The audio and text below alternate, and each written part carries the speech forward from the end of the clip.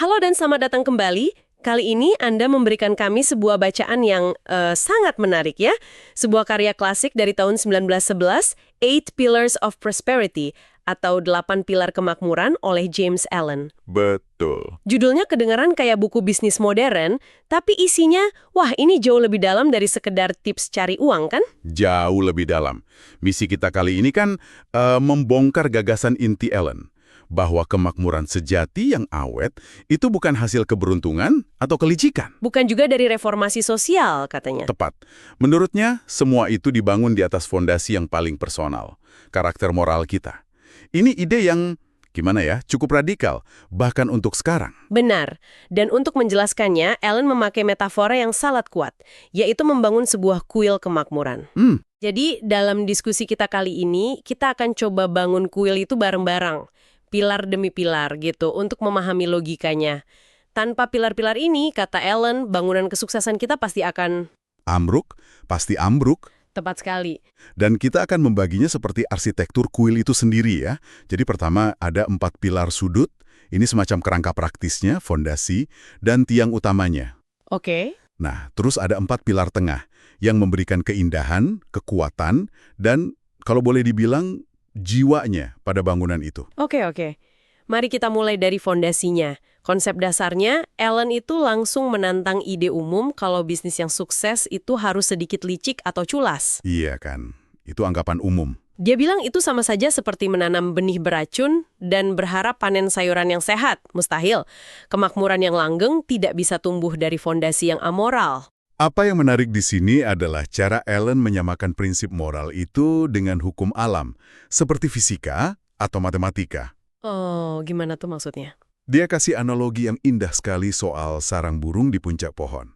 Burung itu kan secara naluriah tahu cara bangun sarangnya di cabang yang tepat, bentuknya melingkar supaya tahan angin. Betul. Manusia juga pakai prinsip matematika waktu bangun rumah. Nah, Allen berargumen, prinsip yang sama berlaku di dunia mental dan spiritual. Hanya saja, wujudnya adalah prinsip moral. Mengabaikannya, ya sama saja kayak nekat bangun rumah di atas rawa. Fondasi yang rapuh sekali ya. Oke, mari kita dirikan pilar sudut pertama. Energi. Waktu pertama kali baca ini, saya pikir maksudnya cuma kerja keras, tapi ternyata lebih dari itu.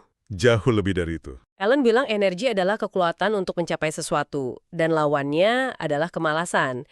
Ada satu poin yang cukup, gimana ya, kontroversial. Dia bilang energi yang disalahgunakan, misalnya untuk tujuan jahat, itu masih lebih baik daripada tidak ada energi sama sekali. Menurut Anda apa maksudnya? Itu poin yang provokatif, ya. Dan saya rasa maksudnya adalah orang yang punya energi, bahkan untuk hal negatif, setidaknya dia sedang bertindak. Oke. Dan setiap tindakan, baik atau buruk, pada akhirnya akan menghasilkan konsekuensi, memberikan pelajaran sekalipun lewat penderitaan. Sementara kemalasan total itu stagnasi murni, tidak ada pertumbuhan sama sekali. Tapi, poin kuncinya sebenarnya bukan di situ. Yang terpenting bagi Allen adalah energi yang terkonservasi. Energi yang terkonservasi? Iya. Dia bilang, kebisingan, ketergesa-gesaan, drama, itu semua adalah energi yang terbuang sia-sia. Kekuatan sejati justru ada dalam ketenangan. Orang yang tenang itu, katanya, sudah merencanakan segalanya dengan matang. Jadi ini seperti konsep deep work di zaman modern.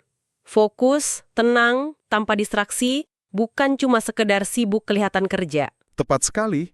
Allen pada dasarnya bicara soal pentingnya punya sistem operasi pribadi jauh sebelum ada komputer.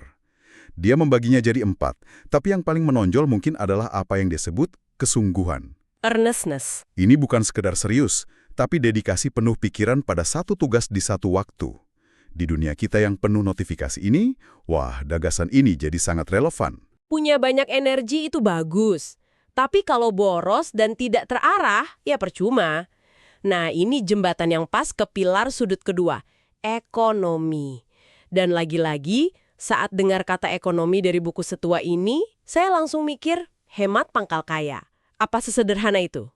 Justru tidak. Allen melihatnya jauh lebih luas dari itu.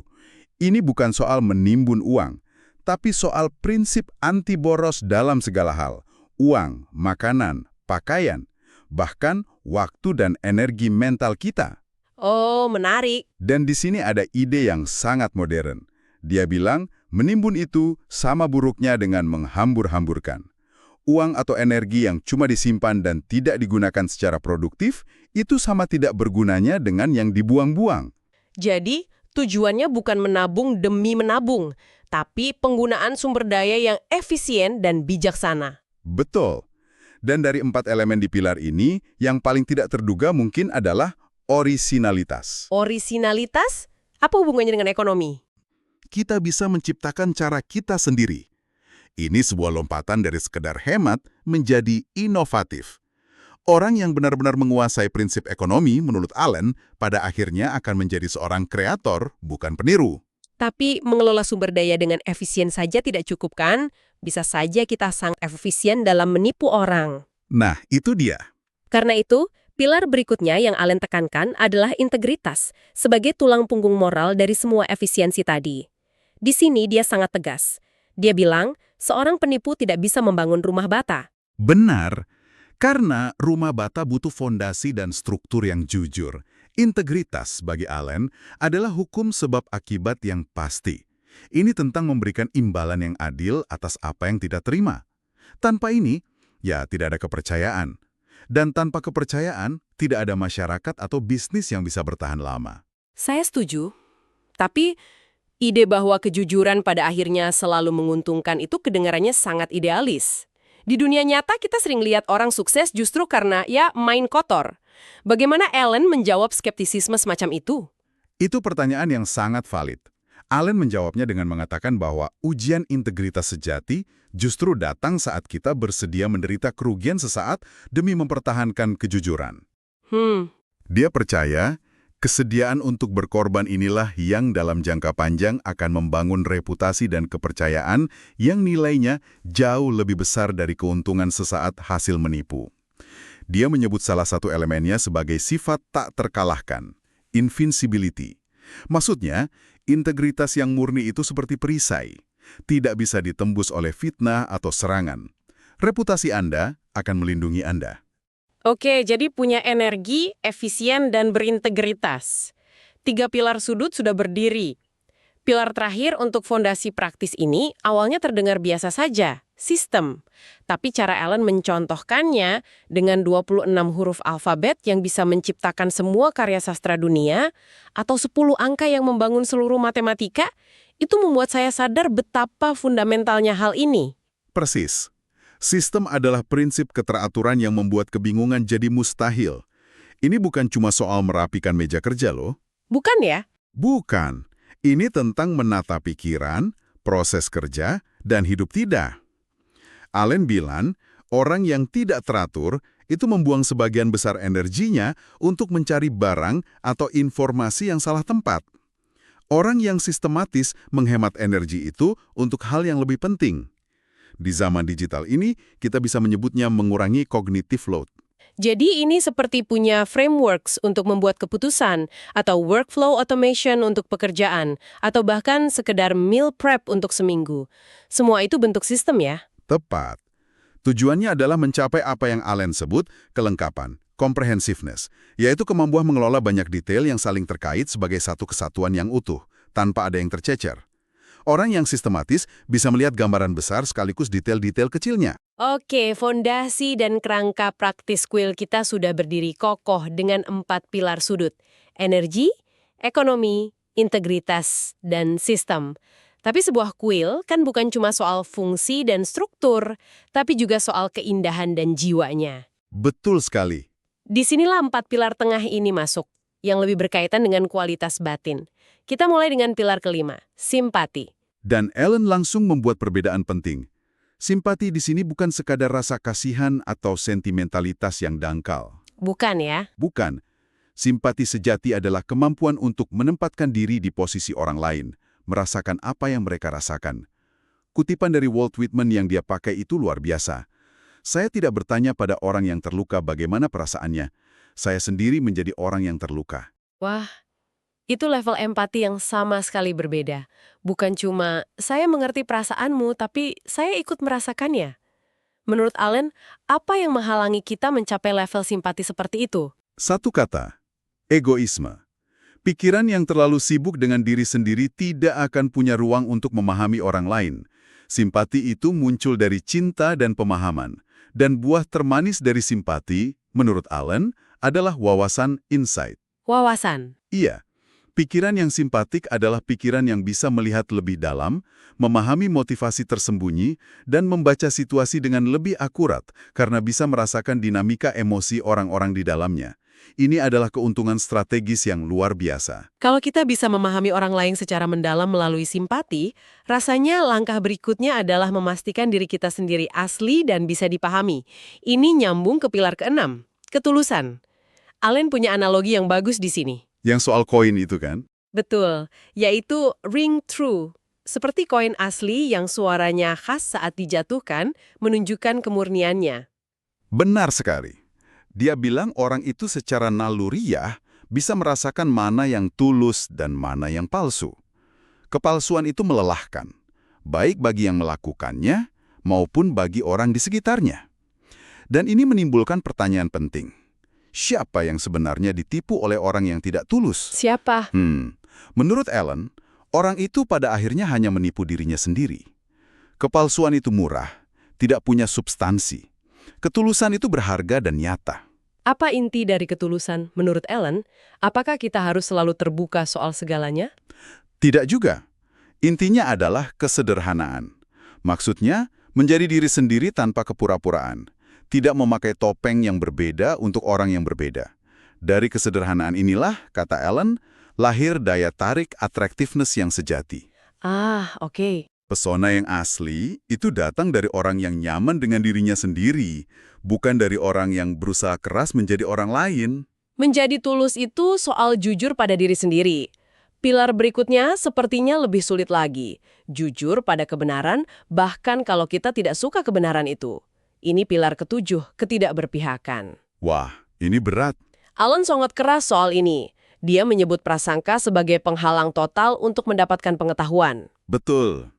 Dia bilang orang yang berpihak atau punya prasangka itu, mereka tidak sedang mencari kebenaran. Mereka hanya sibuk membela opini mereka yang sudah ada. Sebaliknya, orang yang tidak berpihak bersedia memeriksa semua sisi dengan adil untuk menemukan apa yang benar. Perlu digarisbawahi, ini bukan berarti jadi acuh tak acuh atau tidak punya pendirian. Justru sebaliknya. Maksudnya? Mimpin hebat.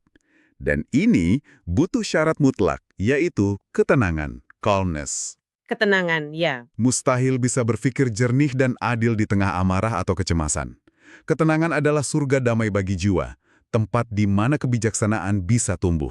Di zaman media sosial yang penuh polarisasi, pilar ini rasanya yang paling menantang untuk dibangun. Sangat menantang, tapi puncaknya adalah kebijaksanaan, wisdom, yang didefinisikan Allen sebagai kemampuan untuk beradaptasi dengan orang lain, memahami sudut pandang mereka, sambil tetap berpegang teguh pada prinsip yang benar. Bukan kaku, tapi fleksibel dengan fondasi yang kokoh. Dari mencari kebenaran secara objektif, kita sampai pada pilar terakhir yang menopang atap kuil kita. Kemandirian atau self-reliance. Penting untuk tidak salah mengartikannya sebagai kesombongan atau arogansi ya. Tepat. Kemandirian menurut Allen adalah bersandar pada prinsip dan nilai-nilai inti di dalam diri. Bukan pada topangan eksternal seperti uang, properti, status, atau bahkan pujian orang lain. Jadi bukan soal tidak butuh orang lain. Bukan. Seseorang yang mandiri itu tidak takut mengakui kalau dia tidak tahu sesuatu. Justru kesombonganlah yang berpura-pura tahu segalanya. Kemandirian selalu bersedia untuk belajar. Ada kutipan Buddha yang dia pakai di sini kan? Ya, kutipan yang sangat kuat. Jadilah lampu bagi dirimu sendiri. Maksudnya, andalkan kebenaran yang sudah kamu temukan dan internalisasi sebagai pelita. Ini adalah keseimbangan sempurna antara kepercayaan diri dan kerendahan hati. Percaya diri dan rendah hati. Percaya pada prinsip di dalam diri, tapi rendah hati karena sadar selalu ada hal baru untuk dipelajari. Salah satu elemen kuncinya adalah ketegasan decision. Orang yang mandiri tidak ragu-ragu karena keputusannya didasarkan pada prinsip yang jelas, bukan pada opini orang yang berubah-ubah. Jadi setelah membangun ke-8 pilar ini, mulai dari energi sampai kemandirian, kita bisa lihat bahwa kuil kemakmuran Allen ini bukanlah soal tumpukan harta. Ini adalah metafora untuk karakter yang utuh. Persis. Kemakmuran sejati, menurut versinya, adalah kondisi batin yang sehat damai, dan kuat. Uang, kesuksesan, dan pengaruh menurut Allen hanyalah efek samping. Cuma manifestasi material saja ya? Betul. Semua itu adalah akibat, bukan penyebab. Dia membalik logikanya.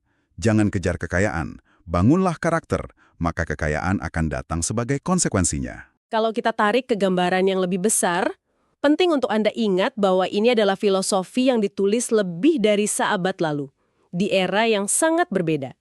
Tapi Allen percaya, pilar-pilar ini abadi, layaknya hukum alam.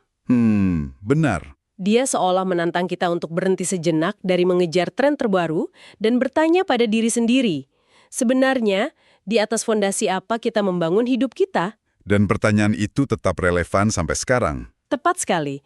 Ini meninggalkan kita dengan sebuah pertanyaan untuk Anda renungkan. Allen berpendapat bahwa 8 kebajikan ini adalah prinsip yang tak lekang oleh waktu. Di dunia kita saat ini, yang seringkali perasa lebih menghargai kecepatan, disrupsi, dan promosi diri yang tanpa henti, pilar mana dari 8 pilar ini yang menurut Anda paling sulit untuk dibangun dalam hidup Anda? Itu pertanyaan yang bagus.